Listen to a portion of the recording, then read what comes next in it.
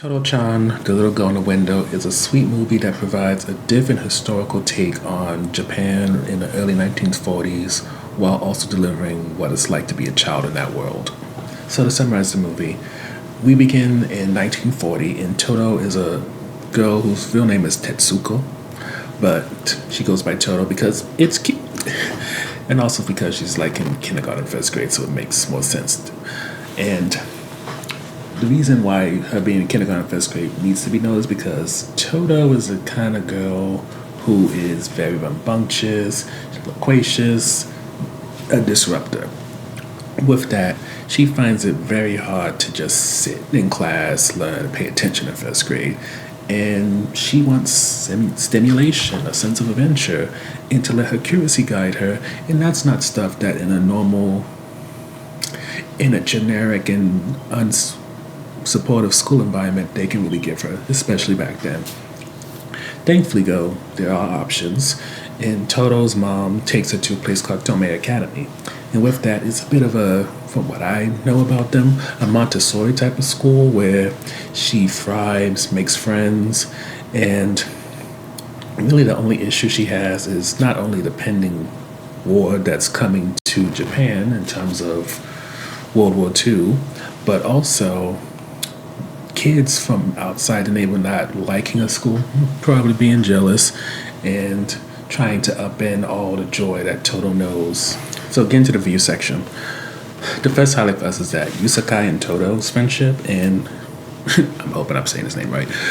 Yusakai is somebody who, like when it comes to Olafrida, he's somebody who depicts what polio did to kids back in the day, especially those who didn't end up in an iron lung or something like that. He has a very thin leg. He struggles a lot with trying to keep up with the other kids, so you can see in some ways he's kind of made a little bit of a shell for himself, and he just usually keeps quiet, reads off to himself. And the beauty of his relationship with Toto is that she tries to make it clear that while you can't do other things that we do as easily, you can still do it and you can still find ways to do it in a fun. One of the things, for example, is climbing trees, which Toto loves to do, and she even claims a tree in the yard of Tomei Academy. And while it's difficult for him to get up on a ladder and even get into the tree, Toto's resilience, her being unwilling to give up on him, you can see it creates a deep love and fascination that it just is so cute to watch, and it really kind of helps you understand how different kids are from adults. When they see differences, they see something that just means a different way of doing things rather than something that's an obstacle, rather than seeing something that is a potential hindrance. And it really just helps you understand why there's a beauty to having not only kids in your life, but watching movies like Totto-Chan, which kind of remind you of who at one time you used to be before you became an adult, and you wanted to either find the easiest way to do things or else buy the easiest way to get things done. The next highlight for us is that when it comes to the principal of Tomei Academy, it's a man, and I feel like in my experience, when it comes to men in education, they're often like Morgan Freeman on Lean On Me, where it's one of those strong authority figures, hyper masculine in some ways, and even when they're trying to show their emotions and be a bit more vulnerable, it's still very much, I'm still a man, though. But with the way that the principal is, with the way he just listens to Totto-Chan go on and on as part of an entrance interview, and the way he handles most of the kids, it's sweet in a way where you never see him as someone who's demasculinated. Word I don't use that often. And he's just allowed to be someone that these kids need, and it's not to replace a father figure they may or may not have, but he's just someone who knows how to talk to these kids, listen to them, create the environment where for kids like Totto-Chan who feel like an outsider anywhere else, they feel like they can belong. And it's so touching and sweet in ways that it really pushes you to remember that as much as it's seen as a maternal thing or woman thing that being good with kids is, men are very much capable of it too. It's just for whatever reason, the depiction of it always has to have some type of caveat. But in this case, that's absent for once. The next highlight is a different take on a war effort, and I'm very much aware that before Japan and America went to war, Japan was at war with a lot of countries on the eastern coast of Asia and did terrible things, especially to Koreans, partly to Chinese, and a little bit more toward the South Asians with Thailand, the Philippines, and stuff like that, and other countries are.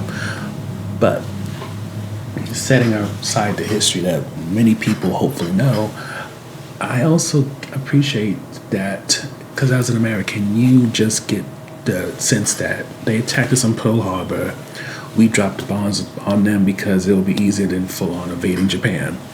And with this, it was interesting to see what Japan was like beforehand because I think for a lot of people, especially if you don't watch anime on a regular basis, you would think Japan was very much all samurai. The US bombed them and then they got modernized. But with what is shown in Totto-Chan, the little girl at the window, you get a sense that they were very much a modern society, fully capable of being a world power as they were in pursuit of. But, as with all world powers, their government made certain decisions that, unfortunately, the people paid for. And with, at the time, I don't believe being a democracy, they paid for it dearly, and because they have full faith in the imperial powers, unfortunately, we see Totto-Chan go from this happy little first grader, and by the end of the film, she's in a state where her life has to start over because of the decisions of adults, and adults not like her principal. Which leads to the last highlight, which is the animation. And I'm not gonna pretend like the animation is drop dead gorgeous, like it's some Studio Ghibli type thing. But it's definitely playful in ways where it can have certain creepy elements. It also decides to get real beautiful and vibrant in some things where we see Toto's imagination play out. And it's just the versatility that I enjoy especially. And I would even say,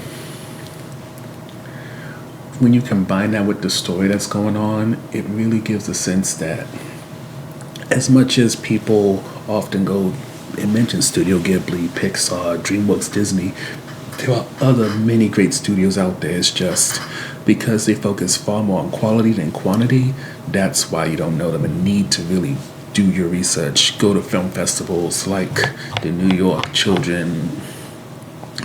International Children's Film Festival and other festivals to really get a sense of what's really out there and what may not always get an international release, never mind a release that allows for people outside of New York and Los Angeles to see what's happening.